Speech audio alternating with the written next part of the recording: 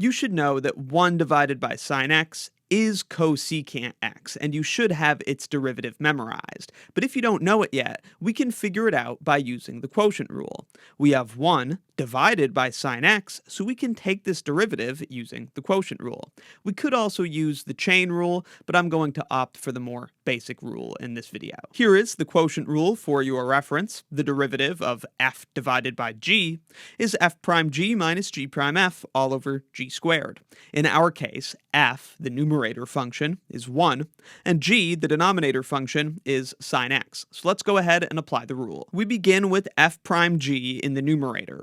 Since f is 1, f prime is 0, which we see there, and then multiply that by g, which is sine x.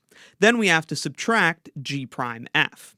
Since g is sine x, g prime is cosine x. And then we multiply that by f, which of course is just 1. This then gets divided by g squared, and g is sine x, so g squared is sine squared x. So then in the numerator, we have 0 minus cosine x. So this is minus cosine x over sine squared x. Then we can split this up in order to rewrite it just a little bit more. In the denominator, we have 2 factors of sine x because it's sine squared.